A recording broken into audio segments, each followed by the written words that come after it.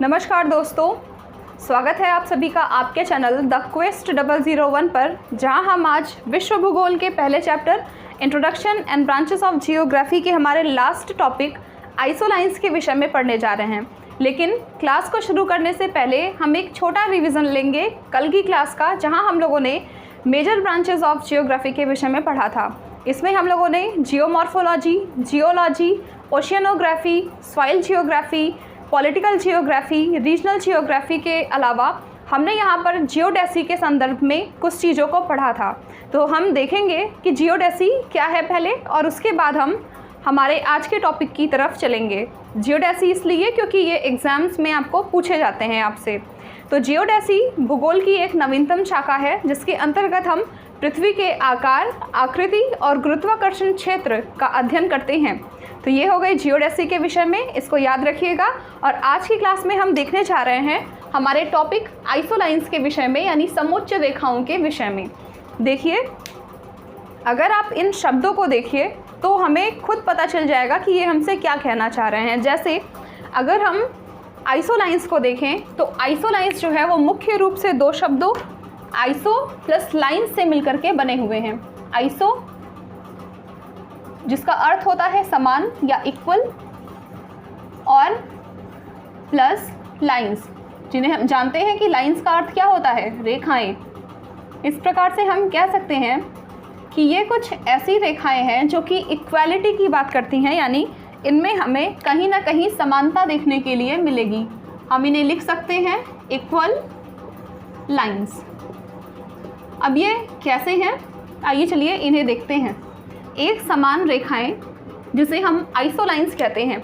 अब ये समानता हमें कैसे देखने के लिए मिल रही है, तो जब हम बात करते हैं आइसोलाइंस की, तो इसकी एक बहुत ही अच्छी डेफिनेशन दी गई है कि मानचित्र पर खींची गई एक ऐसी काल्पनिक रेखाएं, ध्यान दीजिएगा कि ये एक काल्पनिक रेखा है, एक इमेजिनरी लाइन है, ठीक है। तो मानचित्र पर खींची गई एक काल्पनिक रेखा जो एक समान बिंदुओं को आपस में मिलाती है, या एक समान राशि वाले बिंदुओं को आपस में मिलाती है, आइसोलाइंस या समोच्च रेखाएं कही जाती हैं। इंग्लिश में हम इन्हें बोल सकते हैं कि isolines which are often used on map to represent point of equal value. तो इस सेंटेंस को ध्यान दीजिएगा कि ये किसको प्रेजेंट करती हैं, ये पॉइंट ऑफ इक्वल वैल्यू, यानी कि एक समान जो राशियां हैं, जब हम इनको आपस में मिलाते हैं तो ऐसी राशियों या ऐसी जो वक्र बनती है या जो ऐसी रेखाएं बनती हैं, इन्हें हम आइसोलाइंस या समोच्च रेखाएं कहते हैं। कैसे, चलिए आइए आप देखते हैं कुछ एग्जाम्पल्स के द्वारा।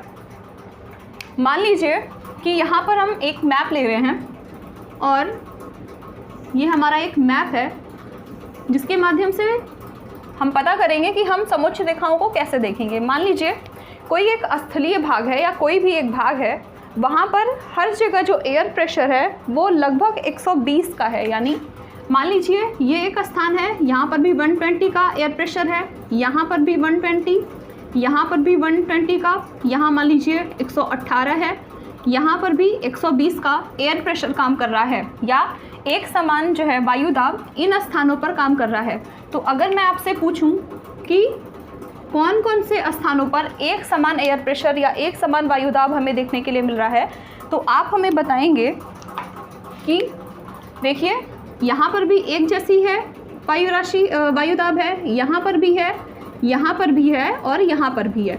तो जब हम इन स्थानों को आपस में मिला देते हैं तो ऐसी राशियों को मिलाने से जो एक कर्व बनता है या जो एक रेखा बनती है, इन रेखाओं को ही हम आइसोलाइंस के नाम से जानते हैं। यानी ऐसी रेखाओं को ही हम आइसोलाइंस, समोच्च रेखाओं के नाम से जानते हैं। तो ये क्या रेखा बनी, ये बनी एक आइसोलाइन।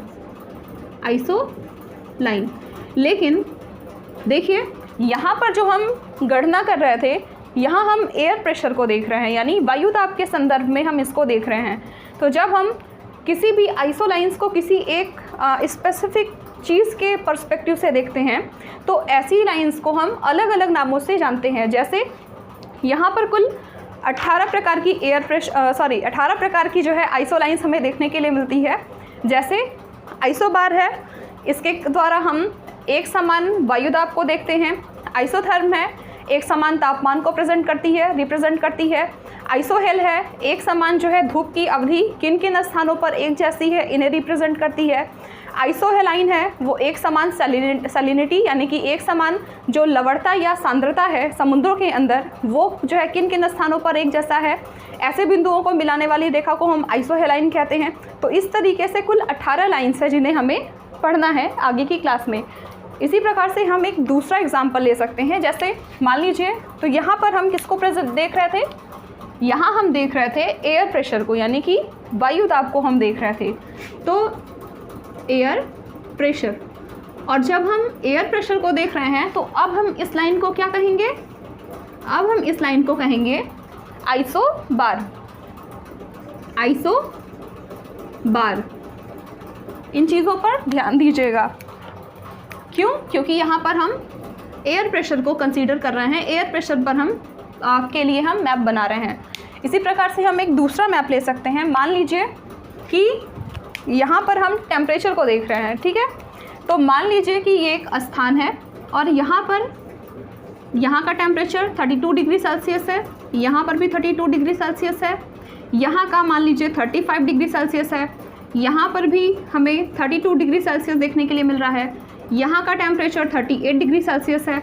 तो अगर मैं पूछूं कि किन किन स्थानों पर आपको एक समान तापमान देखने के लिए मिल रहा है, तो आप मुझे बताएंगे कि देखिए मैम, यहाँ पर भी 32 डिग्री सेल्सियस है, इस स्थान का भी तापमान 32 डिग्री है और इस स्थान का भी तापमान 32 डिग्री है। यानी इन स्थानों पर हमें एक जैसे तापमान देखने के लिए मिल रहे हैं।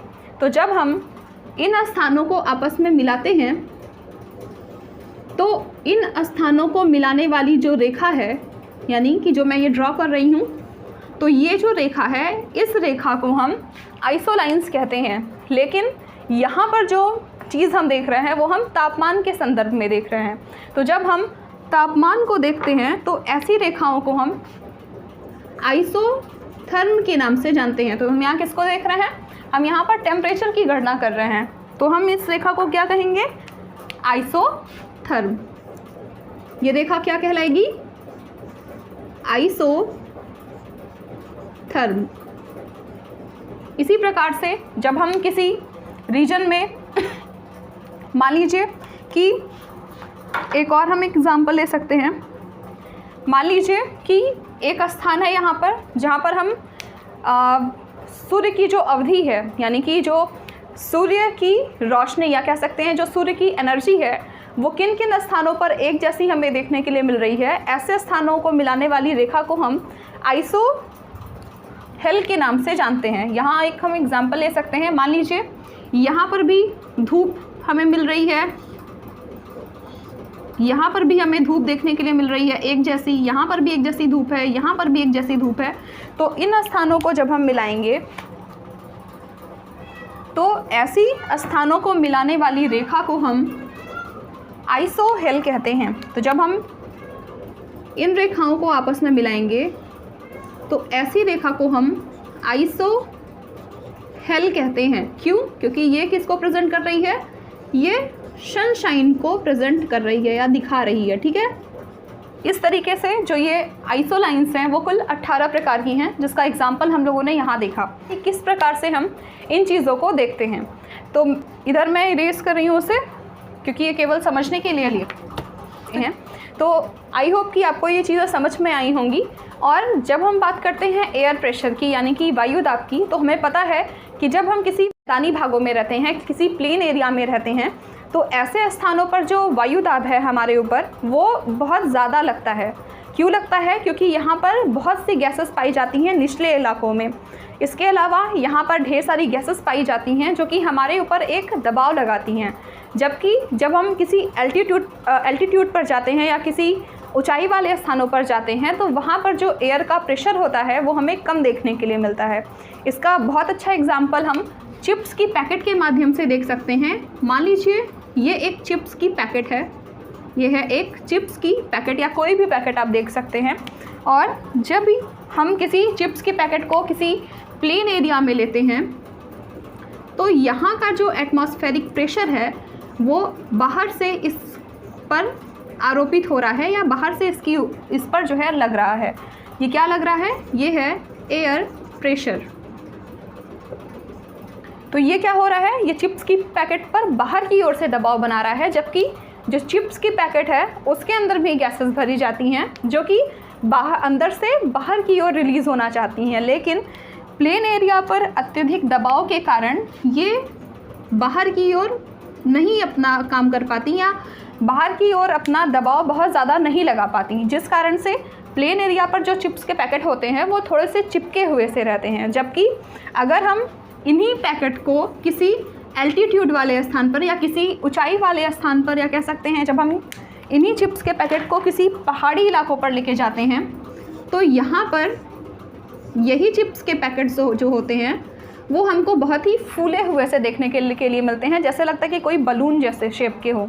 तो ऐसा क्यों होता है, क्योंकि जो ऊंचाई वाले स्थान होते हैं यहाँ पर जो एयर प्रेशर काम करता है ये प्लेन एरिया की अपेक्षा कम काम करता है। यहाँ पर जो एयर प्रेशर लग रहा है ये थोड़ा कम लग रहा है प्लेन एरिया की अपेक्षा, जिस कारण से जो यहाँ पर जो चिप्स के पैकेट हैं वो अब उनकी जो अंदरूनी प्रेशर है अब ये बाहर की ओर थोड़ा अच्छे से जो है अपने आप को दबाव बनाते हैं, या कह सकते हैं जो चिप्स के अंदर का जो प्रेशर है वो अब बाहर की ओर ज़्यादा अच्छे तरीके से रिलीज़ होगा। तो जिस कारण से एल्टीट्यूड वाले स्थानों पर जो चिप्स के पैकेट होते हैं वो हमें फूले हुए से देखने के लिए मिलते हैं।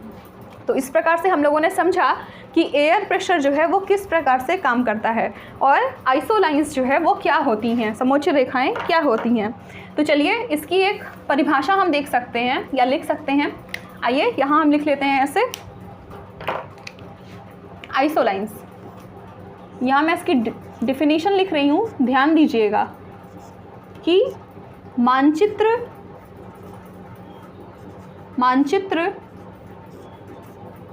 पर खींची गई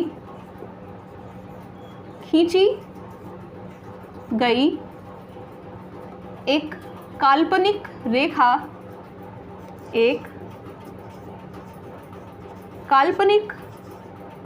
रेखा जो एक समान बिंदुओं को आपस में मिलाती है, जो एक समान बिंदुओं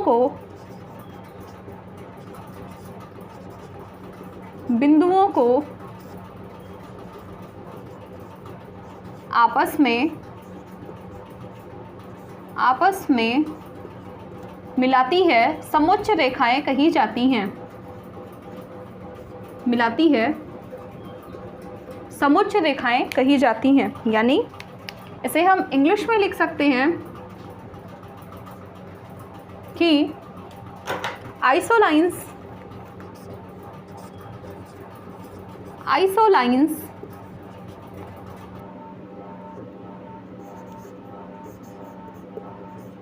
which are often used on map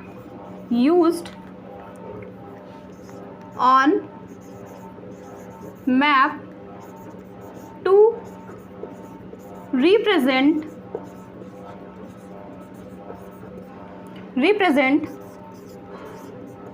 point of equal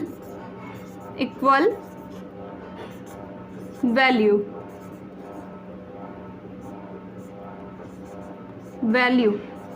called isolines। इसकी इंक खत्म हो गई है।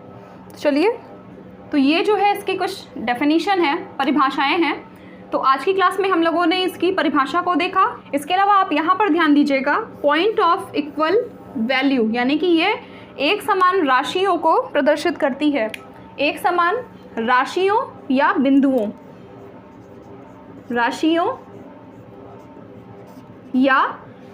को आपस में मिलाती है। तो आज की क्लास में हम लोगों ने समझा आइसोलाइंस के विषय में, इसका अर्थ क्या है, इसकी परिभाषा क्या है। कल की क्लास में हम लोग देखेंगे इसके प्रकार के विषय में कि ये कितने प्रकार के हैं और कौन कौन से इसके बहुत ही इम्पॉर्टेंट आइसोलाइंस कौन कौन से हैं। तो आज के लिए इतना ही। धन्यवाद, नमस्कार।